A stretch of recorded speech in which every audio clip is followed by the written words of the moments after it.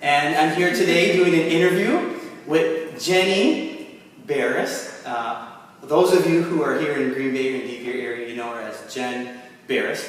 But we've known each other since, oh my God, since high school. So I graduated in '99 at Green Bay West High. And Jen, you know, what grade were you in? Like 2000. 2000. I was right behind you. And I also know her husband really well. We both did a lot of sports together. But nevertheless, the reason why I'm interviewing Jen is because she's taking her talents as a professional dancer and then transitioning into this wonderful facility that we're in, which is called Jenstar Yoga and Dance. She's combined both her passions with dance and yoga and movement, and is doing wonderful things here in the Northwoods of Green Bay here. So, without further ado, I have Jenny Berres. So the first question that I ask is, at what age did you start noticing early on, or your parents might have noticed, that you were going to be a dancer or a mover, or something with the movement field? Yeah. I think the age that I started to notice that dance was a part of my life, and movement and creativity was when I was maybe 3 or 4 years old. Oh, wow. I remember that my mom used to take me shopping at different department stores. Do you remember Port Plaza Mall? Oh, it doesn't exist anymore. There was a mall in Green Bay, but I remember specifically being at Port Plaza in the windows of the Boston store. And I used to love going in and doing all these little shows to the people walking by. And I would sing, and I would dance, and I would make up my own lyrics. And my parents bought me this little microphone, and one year they bought me this keyboard, and I was always making music and singing and dancing, and look at me, I'm going to put on a show for you. No. My daughter's kind of doing that right now. So it's funny because I was always dancing Yeah. and singing and thinking and dreaming up new things, but when my mom tried to put me in an organized dance class, I was terrible. I wanted to look around, I was looking at the ceiling fans, and the teacher, I think I was 4, said, I don't know if this is for her. But we would go home, and I would sing, and I would dance, and my mom said, do you want to do this? And I was like, yes, Mommy, I love it. So it just took trial and error of me, finally trying to listen to what someone was telling me what to do. So who was that teacher then who gave you the opportunity to have that freedom of expression, but also have the structure of the class? It's a local studio here in Green Bay called Barb Center for Dance. Oh, yeah. Miss Barb, she's one of my dear friends now, but Miss Barb was my very first dance teacher. But she wasn't quite sure at first if dance was for me. Yeah, I was a wild one. And what was it, when you were taking dance at Barb's, what were the first couple, or styles of dance you were taking? Tap and ballet. Tap and ballet. Yes, and I was never a huge fan of tap. I don't know what it was about it. Was it the shoes? I don't know. They were fun. They were noisy. That was cool. It was fun to make noise, but I just I wasn't crazy about tap in my dance career. Yeah, I mean, the first time I took anything with ballet wasn't until I was in college, and that was like at 21. Yeah. So it's interesting that I think this is an important thing that people should understand, is that a lot of female dancers in particular, you start a lot earlier than males, and so you started at 3 or 4, right? Yeah. So that's a long time. Now you're in your 30s, so it's yeah. A lot of little girls, especially, I think, start that early. They start early. They like dressing up. They like playing. They love music. I think dance for little girls is something that every little girl may or may not go through a dancing phase, even if it's a very short period of time before they go into sports or other activities. Yeah, exactly. It's like for the parents, being conscious of that little window and seeing what route they're going to go. Yeah, I even think little boys go through the phase too, but the stereotypical, hey, boys don't dance. Yeah. I think sometimes parents steer them. Oh, my son moves. He moves, that's for sure. So I I put this because again, I'm sensitive to that, so I let him keep moving and grooving. Whatever form of movement expression he wants to like put out, that's fine. Fine by me. Yeah. Continuing on with the second question, what style of dance, when you're in the studio, did you start having more affinity towards, or more drawn towards? Because you tap and ballet. Well, that's kind of a trick question, because what I really loved was jazz. I love Really? classic jazz. I love jazz, and I even love hip hop. But I'm not built, and I don't look like a hip hop dancer. And I'm not the strongest hip hop dancer, though I can do it. I can do choreography. But the most influential style of dance, hands down, was ballet. And when I was around 10, there was a woman who had a ballet studio in her home, right by where we went to school, by West High School, and she was a very strict black leotards, pink tights, hair in a bun, and she, in the 2 years that I took with her before she retired, that 2 years really changed just my dancing ability altogether. I started to become next level having that ballet technique. And I didn't start traditional ballet until I was 10, 11 maybe. Now, it's interesting the discipline of it. If I would have had that as a kid, who knows like where it would go. But that definitely started my foundation. But I always really liked jazz. I like upbeat, but I look better doing ballet or lyrical style. Which style of jazz? Do you like, there's a guy named, I think he just passed away, but his name is like Luigi in New York. Yeah. And then there's, what's the other one? Gus? Gus Giordano. That's in Chicago, right? Yes, that's the classic jazz I'm talking about. Yeah, I get you. Very clean lines, having ballet technique, pirouettes, straight. But also having the ability to just let go of things. And then a little sass in there. I was pretty bad. That's when I first learned jazz at UWM. I had the fear of letting go. It's okay to have those sensual qualities, instead of always being so strict or formed, Yeah. So. My personality likes to have a little sass to it and fun and dynamic. So I think as a jazz dancer, to be able to, smile but be serious, and I feel like the performance aspect of jazz is what makes me like jazz most. Yeah, that's wonderful. Yeah, maybe I should look into jazz. So let's see. Maybe I have a little more sass in my life right now. Dance though, as I've watched it evolve over the years, the contemporary aspect is very heavily influenced. You don't see a lot of classic jazz anymore. No, you don't. And I don't know if it's just a thing in the past or it's not as impressive, but maybe it's just could be, those teachers have aged, they're passing away, and they're in their 80s or in their 90s or even in their 70s, and there's just other people following that movement have slowly transitioned and things more, right? Yeah. So, the question we're going to now is still dealing with kind of the past, but it has to do with injuries. Every performer deals with some form of injury. I've injured my ring finger, that's why I wear it on this side. I've hurt my shoulder. So the question I have for you is, as a mover, as an instructor, what are some injuries that come up? Even if you share just one story. Yeah, when I was dancing professionally in Las Vegas, one of the shows I was in had a metal moving stage. Oh my it God, rotated, it went up, it went down, it moved around. And we had to wear high heels on it every single night. And 2 shows a night, 6 days a week. And then I would do additional modeling and just other, we call them gigs. Yeah. I'd do other gigs on top of it. It was so much wear and tear on just my posture.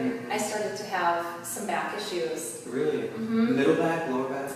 Upper? It was transpiring in my lumbar spine, but it was also a structural, my pelvis was off.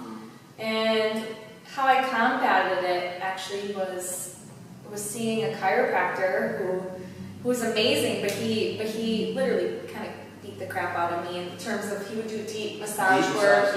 And you know what? It's getting in there, and some tears would sometimes be streaming down my face, but it was that deep massage work and then a good adjustment. His goal was to not see me, instead of let me see you next week, let me see you next week. Yeah. He wanted to see me less and less, and I will say that he did the trick, but I also I think part of me wanted to step back from doing that show too. Yeah. It was just too much. You bring up a good point about how, this doctor wants you to just move on. Sometimes some doctors or some people, they want to keep you there, going paying arm and a leg for this stuff. I had an experience when I was in Israel. I ripped my calf muscle pretty bad. I woke up the next morning and I still had to perform. But I couldn't do anything. I had no flexion, no extension. And I saw this Olympic doctor who worked with knees and calf muscles and ankles. And he told me straight out, he's like, I'm going to put you through, it was about a 6 to 8 hour intense recovery. They did Graston, they did, really deep massage for 8 hours, and sure enough, my muscle let go. And within a matter of 3 days, I was doing, an hour and a half out of a 2 hour show while I was still in Israel. That was just in 3 days. And then I recovered about a month later. But I mean, sometimes you need to really bite the bullet and get through it. This particular chiropractor was also an Olympic. Oh, really? He traveled with a track and field team. I can't remember for what country. Yeah.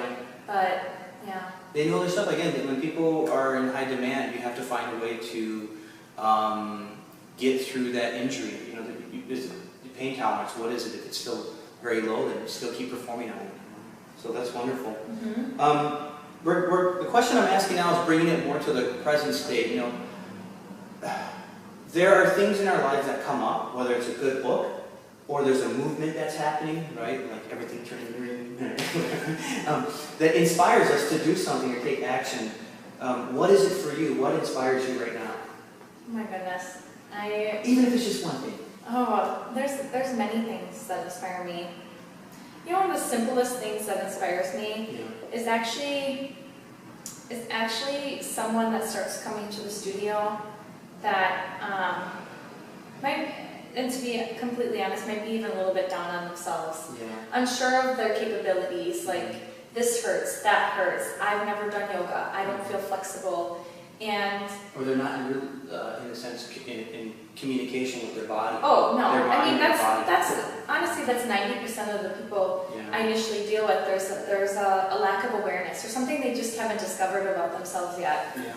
But it's those people that somehow, through the midst of all their stories that they give me initially, they still have a willingness to come into the studio, roll out a mat, have an hour with me, and then go, that was cool. And then they come back, and they come back, and they come back. And it's people like that that actually really inspired me, because I see them transform. And then when they have an epiphany or a little discovery or an aha moment about themselves, they share it to me like it's the first time I'm hearing it too.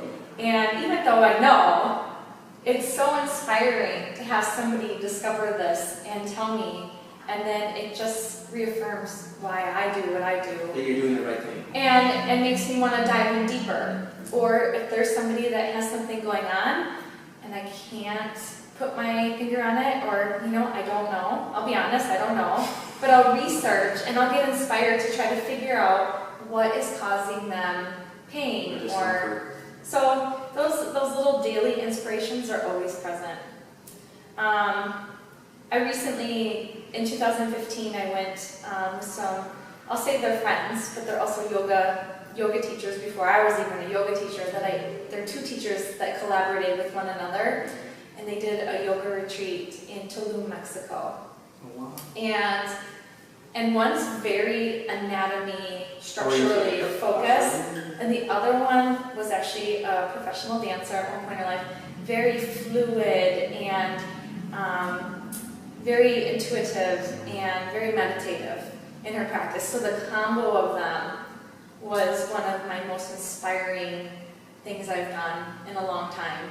And being in their presence and seeing them create and the energy that it created and stirred within me is something that, I don't know, I want to go back to Mexico. Well, it's having like a ripple effect. Yes. Internally, that seed was planted, or that little rock or pebble was dropped, and now, it's making you think in different ways of how you interact with people here, within your business, on personal interactions. So, I mean, to get into the cut and dry of the answer, it's everyday people inspire me, and then people who are kind of masters of their crafts. I make it a point to travel to take with people that I am influenced by. And you admire their work too, Yes. right? Because you're admiring their effort and their energy and their focus on how they are able to take their concepts or their ideas and apply them to other people. Yes. Very good. Very good. I'm just referencing your massive mandala because it's a beautiful piece of artwork. And I know. when I was My best friend did it. Oh, really? Here in this area? Paula from, I don't know if you know Paula Becker from high school. The name? It's Paula Becker did it. Paula Becker. If you want a massive mandala on your wall, contact Paula Becker. We'll put her contact info at the end of the video. The next question that we're going to is, right now, is there a style of movement that you're having more of a drawn towards, you know? You're right now in the studio, you're set up for kind of like a ballet bar physique workout, but, you know. So what's a movement, physical movement style that's really you're drawn towards? Well, it's been popular in recent years, Yeah. but it's called bar. Bar. It's spelled B-A-R-R-E, but pronounced bar, French. It's not Like Barres? ballet. It's not Jenny Barres? No. And it's not a bar where we're going to come and do some shots of Jack Daniels. You have to tell people in Wisconsin that. Yeah, I know. People here really. That's not the case. But bar is very intriguing in the sense that these fusion classes are actually very intriguing to me, where it's taking, you know, the beauty of dance, ballet, arabesque, tendus, releves, and you're putting it in more of like a fitness format for people who don't have dance experience, and they're learning about the craft of dance and the alignment that goes within it, but how to apply it to their body. To their body. Because they're not going to try to be professional dancers and whatnot. But even at just... But to find action of growing longer and pointing your toe. I mean, for some people, to point their toe is this huge thing, like, oh my gosh, this really works. Sometimes it's just a biscuit and that's fine. Yes, yeah. But then to incorporate it on a level where you're working your arms and your legs and doing core work and stability work and balance work. You know, bar is something we offer here, and I really, really like the kind of fusion of yoga. I put some yoga in my bar class because I'm a yoga practitioner and a teacher too. But so in terms of like movement and where I am and with my business, the bar classes are something that are really kind of neat. Yeah, to offer. I think what people, as they're watching this video, noticing our relationship unfold through this, because Jenny and we haven't seen each other in a couple of years. The last time we saw each other was when I was wearing this big Packer costume. I remember, and he was on stilts. I was on stilts, and it was in the middle of winter. But where I'm trying to go with this is that, like, you know, every person that I've met, we go through these transformational experiences. And for Jenny, you went from being a dancer and now doing yoga and all this other stuff. So what was the seed that was planted in your head that got you into yoga? I mean, how far back can you trace it for yourself? You know, this really comes down to a self-esteem thing. You know, and we've never got to connect about this, but I think that the entertainment industry is an extremely challenging field to work in. When you're auditioning, the right age, yes, it's everything. You're too tall, you're too short, you're too skinny, you're too big. muscular, too muscular. Yes, yeah. I mean, I can tell you that I'm not fat by any means, but I've been called big in the industry, and so matter of fact, like, you kind of begin to wonder, do I need to lose weight? Like, but I realized, like, as much as I loved dancing and performing, I really wanted to feel like I was enough. And I think there was just a natural progression to want consistency. Because the dance, you might have a really good gig for a while, and then you're out there auditioning again, and you're living off the money, this great money you made, but then the money goes, and you have to get the next gig. So it's a very dicey profession to be in. It's very rewarding. You get to travel, the people you meet. I mean, would I take it back? Never. I would always have traveled the path that I did. But it came down to, especially as I got into my later 20s, is just wanting to feel like I was perfect, and no matter what, no matter nobody had to tell you who that I you're a great dancer or mover or person. was You great. just knew it, yeah. And you know, you have to have thick skin to be in the industry. And as much strength as I have as a person, thick skin is something I do not have. And to start kind of transitioning into yoga, which I had done for a while, but I was never drinking the Kool-Aid, as you would say. I mean, yoga was cool at first, but it comes into your life when you need it most. And really, the message that I got out of practicing yoga was, I'm a beautiful person, and who I am and how I look. Everything about me is it's good. There's nothing wrong. There's nothing wrong with me.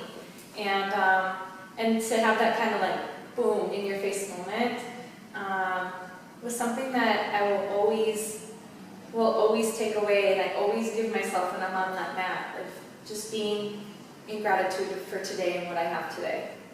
So that's kind of how the transition. What is the style of yoga that you're certified in? Vinyasa. Vinyasa, so that's straight up flowing. You go in and move. Yes. Yeah. And I will say that from just my many years of movement, I'm very creative sometimes in my flows. Mm-hmm. I'm very good at seeing other people's body alignments and helping them with alignment. But you know, who I am as a teacher and where I know that I want to go and who I can be, it's every day's a little step to get there. But we get there. Whether yes. it's little steps or we take the elevator up. Yes. Yeah, so that's wonderful. Yeah, I got personally into yoga right around the time when I first started at UWM. Just in high school, I did a lot of sports, so we did static stretching, but I never heard of the word yoga until I was 21. Yeah. And then I fell in love with it because of someone who having a lot of muscle mass and then trying to be supple, right, or relaxed. I needed that. I needed the yoga to help get my body and my breath in unison. It took time, even when I was dancing in Pilates, it took about 3 years for me to, as I was transitioning out, it took 3 years to learn how to integrate the breath and movement together. But you know, but yoga was the one that really helped bring that consciousness of breath and movement together. Yes. Without that, And I then, wouldn't know what to do, you know, especially in our American culture, right now yoga is a very physical thing. Like people want to do yoga to work out. Mm-hmm. And so if that's how people first transition into coming into a class, that's fine. But then when you start to get into the breath work and, you know, reading the journey into chakras and you know, meditation work and stuff. You know, my own practice, I'm starting to go into this kind of non-physical place with where yoga can benefit me.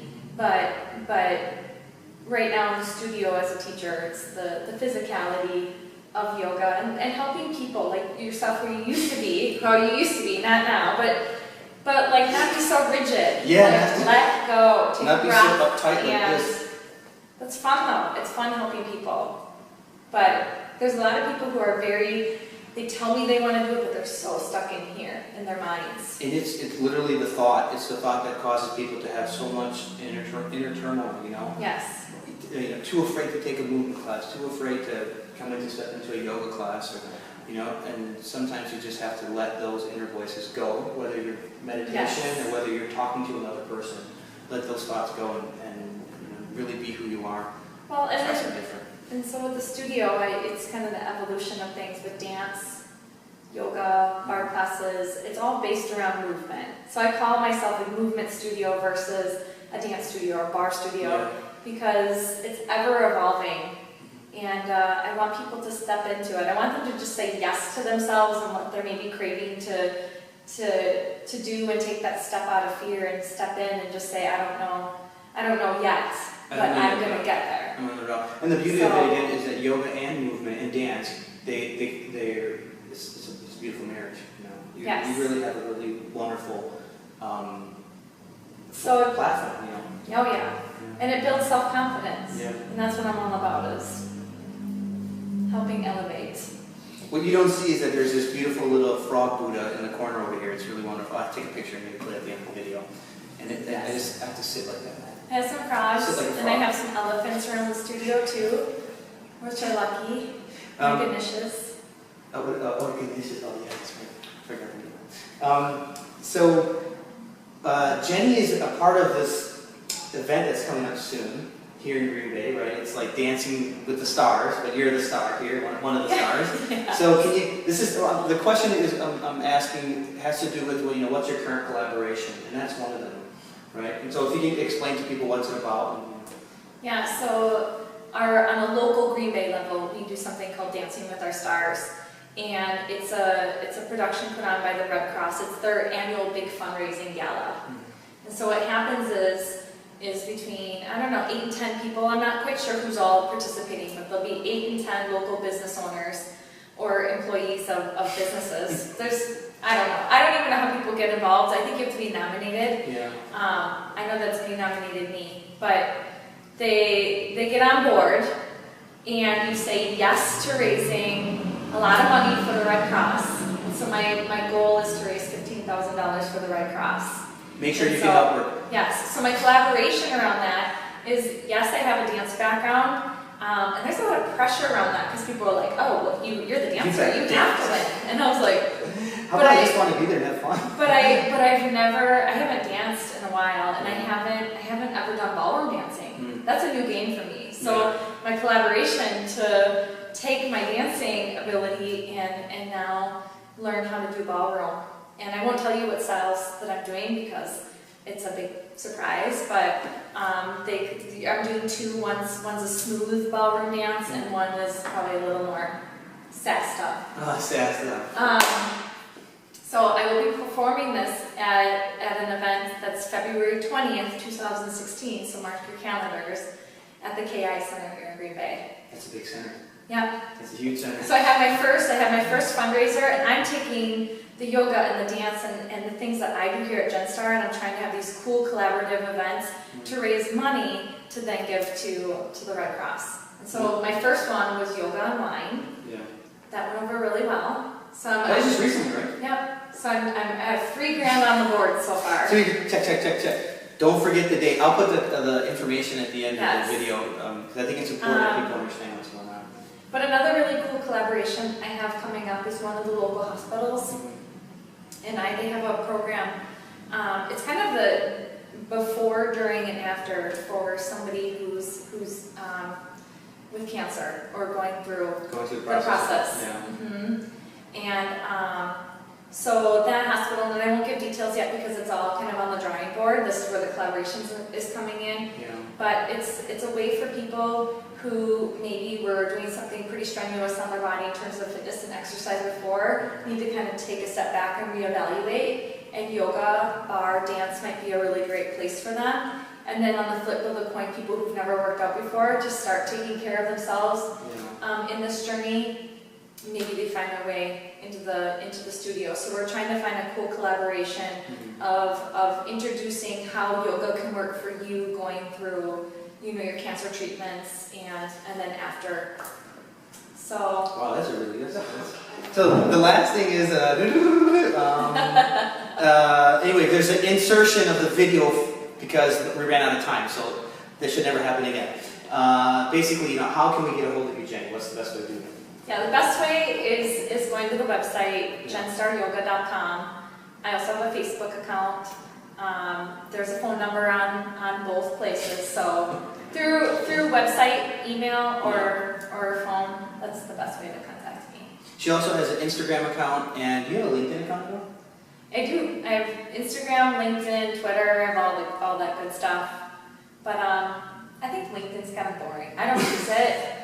I mean, it's very professional to have it, but I definitely have. I'm the Jenstar on Instagram. That's my personal page, so you'll see cat photos of my husband's face on there. But I'm Jenstar Movement Studio, and then there's underscores between Jenstar Movement and Studio. So Jenstar Movement Studio on Instagram too. Perfect. And so what I'm going to do at the end of this video is I'm going to put all of that information in the YouTube description so that you can really find those links and check out our site. So again, if you are in the northeastern portion of Wisconsin, so like Green Bay, Deep Pier, Alloways, Shawano, any of that areas, and you want to get an awesome session for movement, come to Jenstar Yoga and Dancing. Thank you. Bon voyage.